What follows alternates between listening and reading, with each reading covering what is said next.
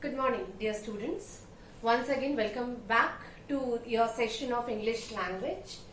In the previous session, in the session of Monday, we were discussing about sequence of tenses. Okay, so in that session we discussed about one rule and the three exception of that rule. Okay, in the first session we discussed about that. Let us begin with a revision, quick recap of it. So, what was the rule?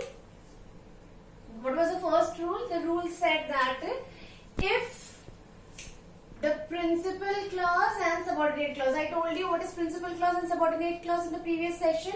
Now, the rule said that if the principal clause is in past tense, the subordinate clause will also be in past tense. That's what the rule is. Okay? That's the rule is. Now, the exceptions to it were, the very first exception was if the subordinate clause is a universal truth. I'm just not writing it in detail, okay? It's only meant for a quick revision. So I'm just writing it in short form. If you have made the notes, you please refer to your notes. If you haven't made the notes or in case you haven't visited the previous lecture, please go to the previous lecture, get your concept being clear over there and then come back to this session. Okay, the first exception was if at all the subordinate clause is a universal truth, fact, or habitual actions. Okay, or habitual action. In that case, what happens? Even if the principal clause is in past tense, the subordinate clause will be in present tense. I hope there is no confusion. Okay. The next exception was if suppose the subordinate clause is introduced by than or as well as. Now what are these? What are than and what are as well as? They are adjectives of, they are conjunctions of comparison. So if the subordinate clause is introduced by than or as well as, which are adjective of comparison, then what happens? Any tense can be followed by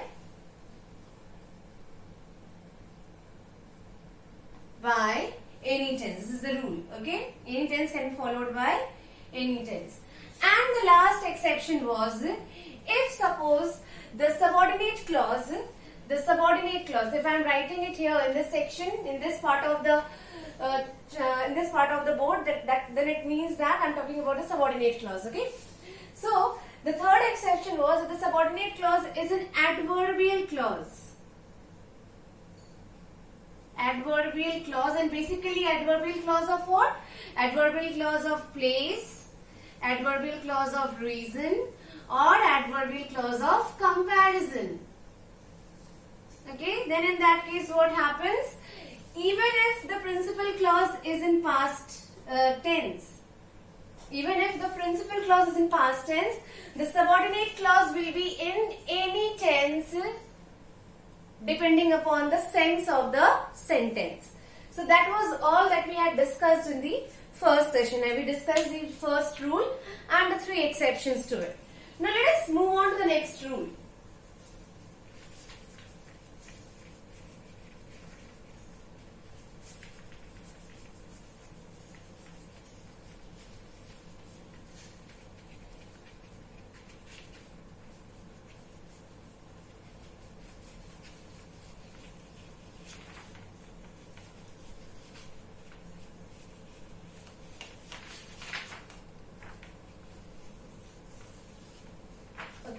Let us move on to the next rule. The next rule says,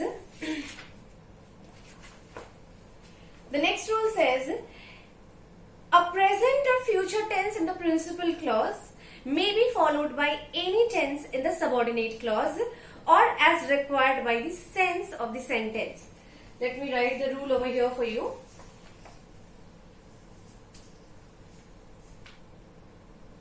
The rule says, a present or future tense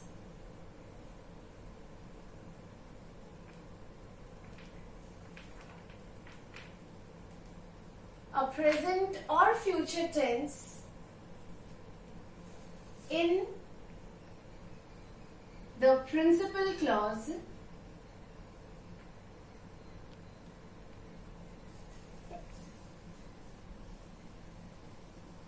may be followed by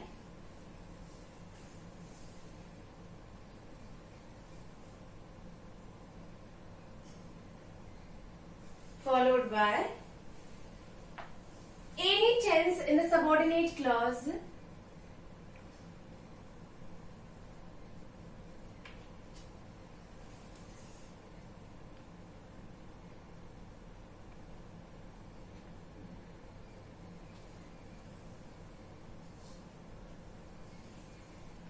as per the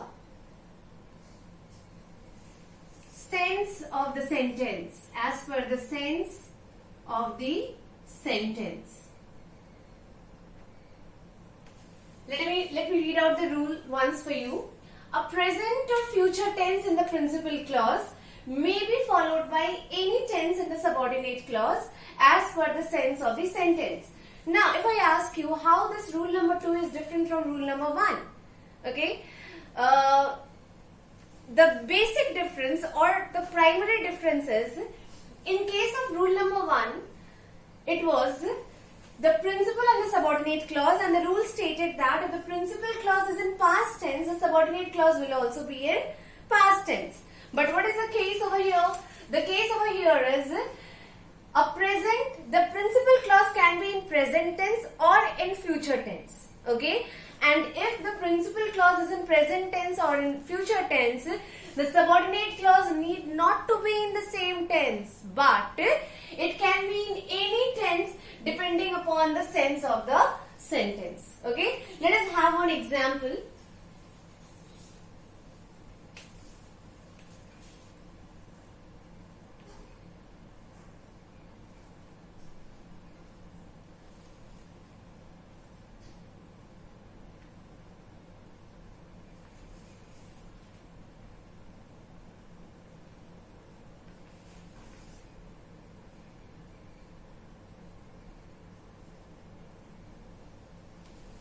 Please read out this example.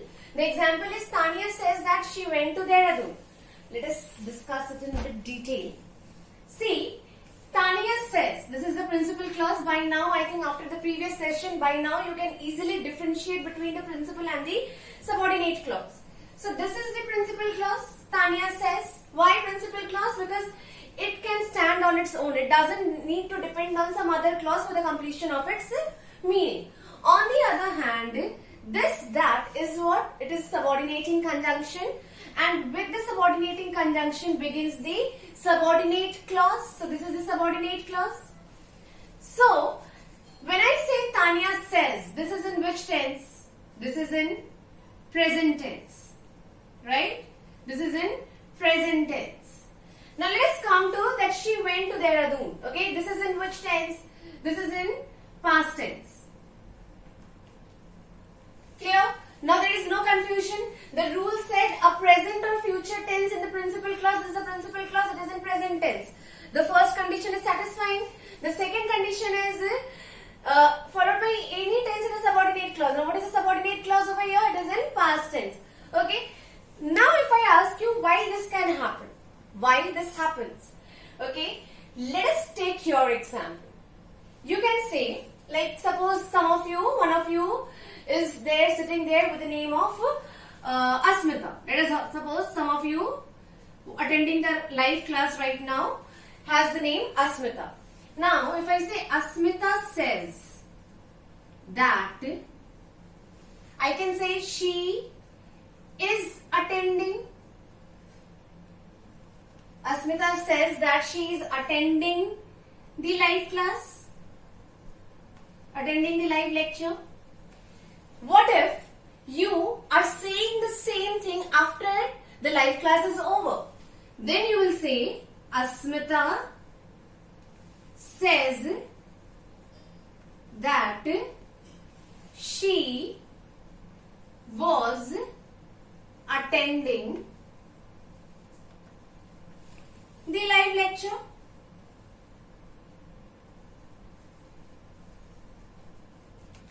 suppose if today's lecture, the timing for today's lecture is 8:30. Now suppose if this lecture is about to begin at 8:30 and at 7:30 you say, and at 7:30 Asmita is saying, Asmita says that what? She now at 7:30 she is saying about the live class, about attending of the live class. And how will she say that? Asmita says that she will attend the live class, live lecture. Okay, I hope this is clear now. Now this remains the same. Why? Because it is always Asmita, the one who is saying, and whenever she says, it is going to be in present tense.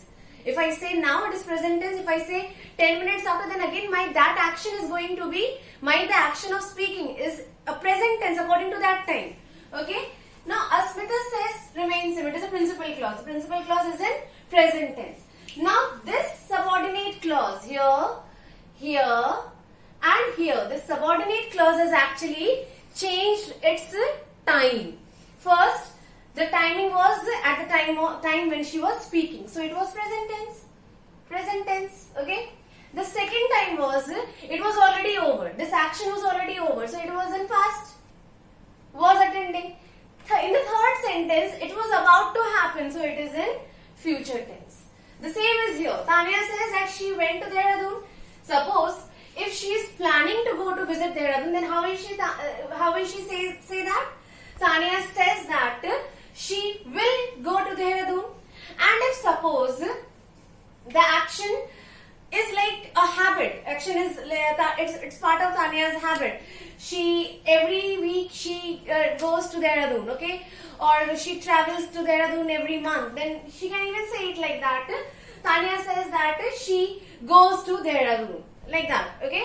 So I hope this is clear. The rule says that if the principal clause is in present or future tense, the subordinate clause need not to be in the same tense, but it can be in any tense depending upon the sense of the sentence. Okay. Now let us move to the exceptions for this.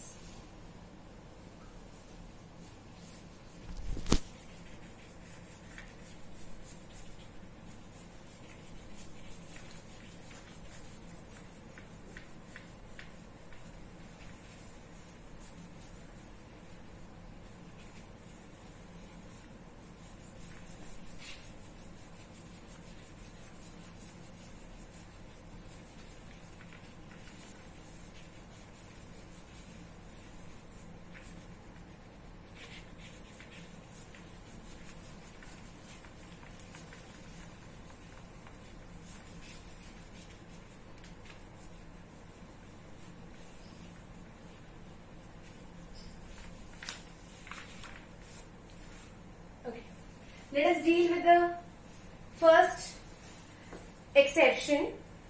The first exception is if the conjunction introducing the subordinate clause is list. Okay, now let us see this in bit detail. Okay, this is something that you need to know and you will have to use it even in your day-to-day conversation. Like as of now, I told you that a sentence will have a principal clause,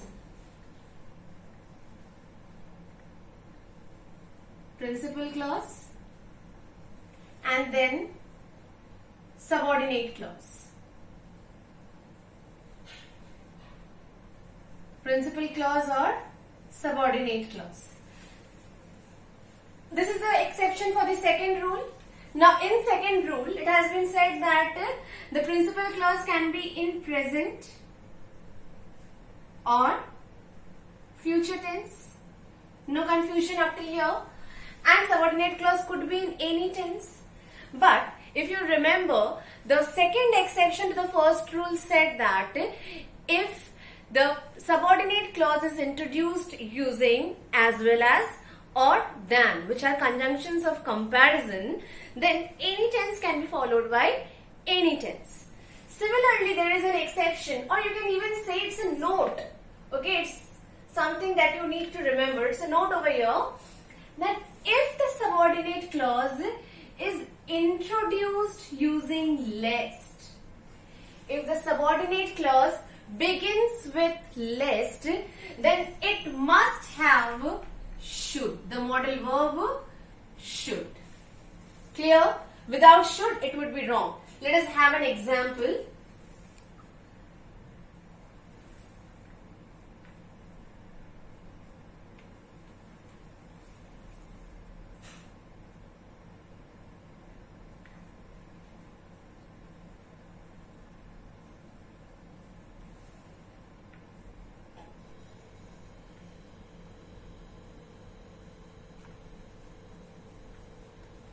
Okay, this sentence over here is he is careful lest he should fall. Okay, suppose if I want to rewrite it using that, if I want to replace this lest using that, how would I write it? He is careful. Lest is replaced by that. He may not fall. Or I can say that otherwise he may fall. Okay. So here in that case, we very well have understood that the moment I am introducing the subordinate clause using lest, I have to use should after the subject. Clear? Let us see one more example.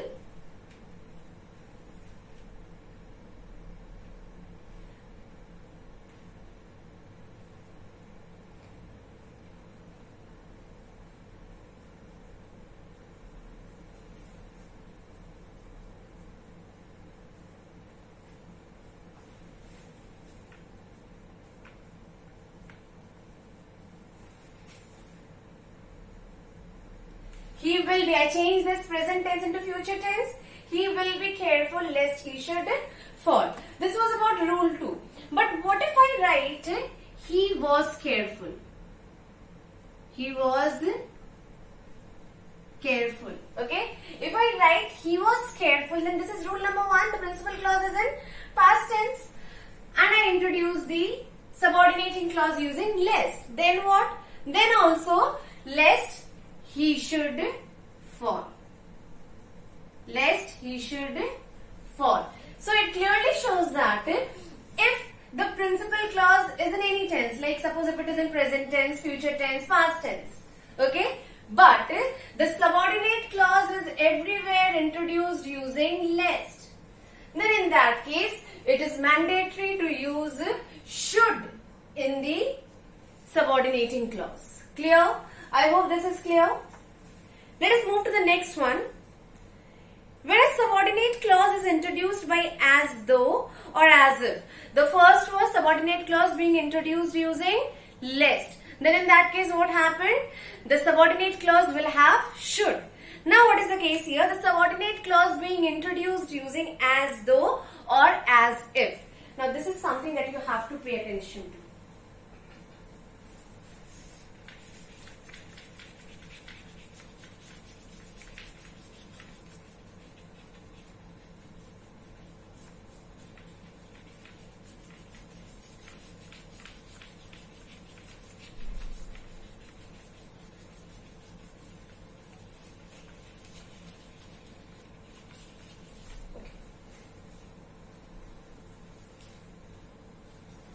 See, please do understand it very properly. It may come in the form of fill in the blanks, okay, in the exam. It is a bit complicated. Let us again take the example in that way. Suppose there is a sentence being given to you. The sentence has got principal clause or main clause, okay, and then there is a subordinate clause. Okay, these are the clauses. There can be two cases. The principal clause can be in present or it can be in past. It can either be in present or future, which is rule number 2, and then again it can be in past, which is rule number 1. Okay, and the subordinate clause can be introduced using as if or as though. Okay, as if or as though. Yes. Okay, then depending upon the tense of the principal clause, we will choose the tense in the subordinate clause. Okay? If the principal clause is in present tense, we'll use your past.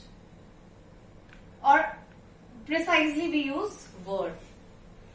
If it is in past tense, if principal clause is in past tense, then we use past perfect, or precisely had been. Let us understand it with the help of a very easy example. When you are in your 8th standard, you have done probably essay writing on the topic, if I were a millionaire or if I were a bird, all these type of topics. Okay? Suppose I'll take the same example over here. There are two cases. The principal clause can either be in past or it can either be in present tense. I'll say, suppose if I say, she talks as if she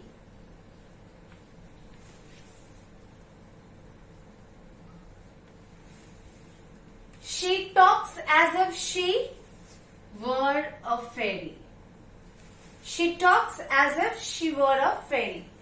What if I change this into past? Then if I change this into past, how will I write it? She talked. Okay? She talked as if, or you can even use as though she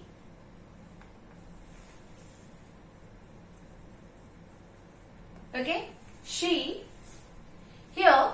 Now since this is past tense, if it is past, what am I supposed to use? Past perfect or precisely had been. She had been. Understood? Now these are the two examples over here. The same example written in two different ways as per the rule that has been said. The rule says, or the note over here says that if the principal clause is in present tense, then the subordinate clause on being introduced by as if or as though will have past tense or precisely were. Okay? Or if the principal clause is in past tense and the subordinate clause is being introduced by as though, then the subordinate clause will precisely have past perfect or had been. See the first example, she talks. The principal clause is in present tense. Then the subordinate clause has to be in past tense or precisely we have used were. Similarly, the principal clause is in past tense. Then the subordinate clause must have past perfect or precisely had been. That's it. Okay. So this is what we have done in the rules and everything. The very first rule was principal clause, if it is in past tense, subordinate clause will be in past tense. There were certain exceptions to this rule. The first exception was if the subordinate clause is talking about a universal truth, fact or habitual action, then what happens? The subordinate clause will definitely be in present tense. Okay.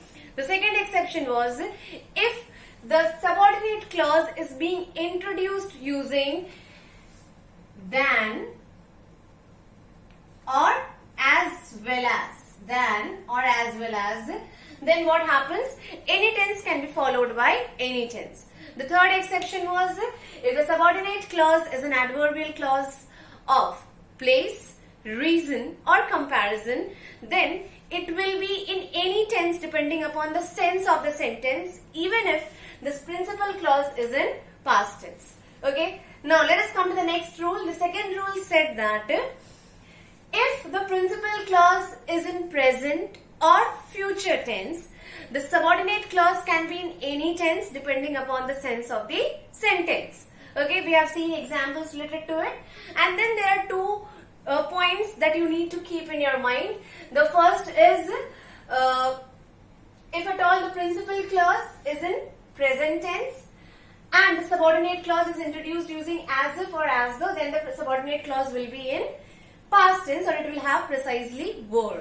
Similarly, if the principal clause has is in past tense and the subordinate clause is introduced by as if or as though, then in that case what happens?